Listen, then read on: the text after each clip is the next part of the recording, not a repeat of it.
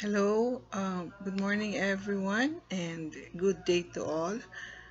We are having this audiovisual presentation for the starting learners in business studies. We shall deal with the first chapter, which is business activity.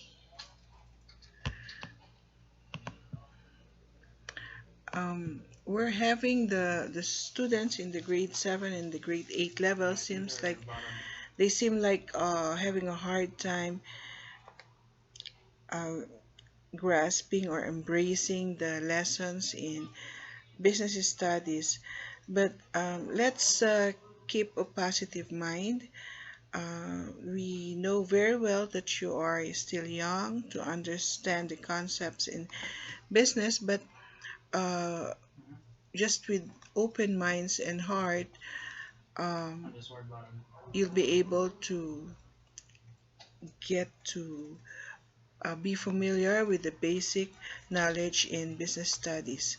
The terms may be difficult, but as we get used to using the terms in our everyday study, you will get used to using these terms and you'll get used to um, embracing the concepts, the basic concepts in business studies. So as you see, we have how many sections in the study of business studies, and the first section is about understanding business activity. We've got 5 chapters under this section, and we shall be dealing with the first chapter, which is business activity.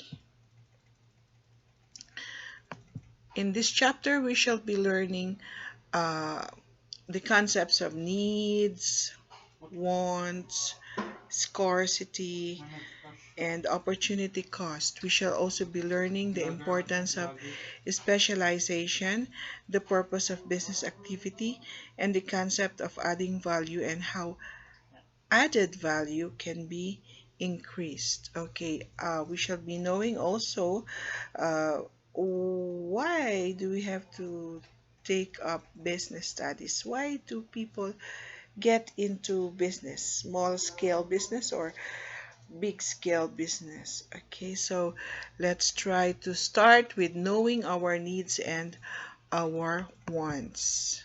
Okay, a need is a good or service essential for living. When you say good, it refers to any product bought by a customer or a consumer. And a need may be a bottle of water, a liter of milk, food, shelter, clothing, or service essential for living. What does service mean here? Service refers to um, the the manpower, for example, in a salon, the beauticians, the hairdressers working in that salon may be giving services, and you're gonna pay them for their service, for the service done to you. Okay, for workshops, we have um, car owners, vehicle owners going to workshops for car painting, mechanical or electrical services, and they pay the service of the mechanics. And here we have here we have this very good example for um, need. Okay, so I mean for service, the word service. And let's go to the definition of want.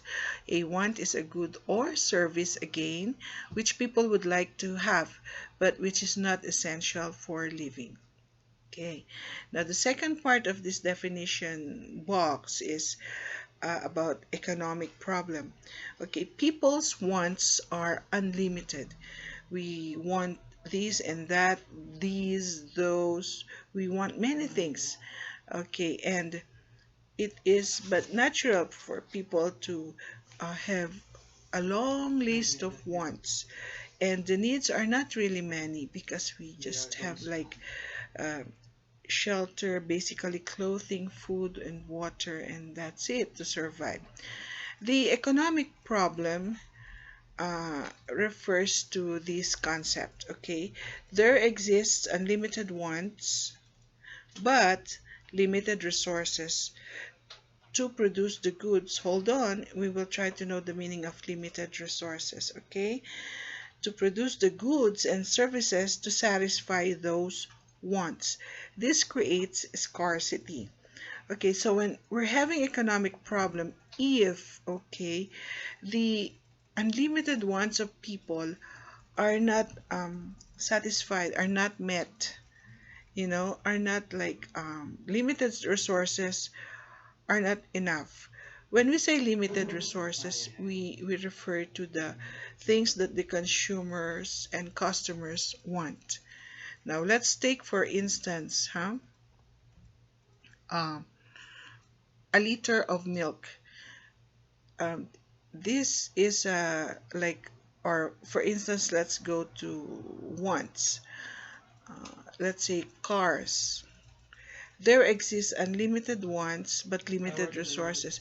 People want Hyundai, people want Toyota, people want any type of cars.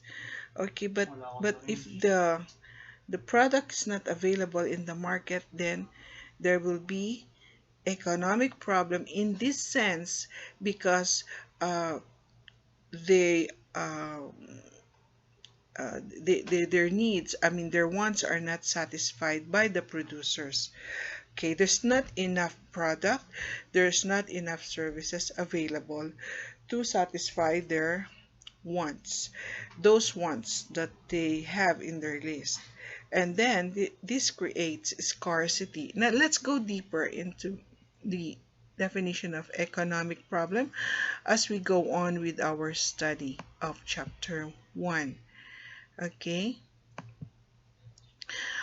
before we go to going deeper into our study, I want you to take this practice. We have taken this, but we're going to give you this worksheet to fill up as practice, okay?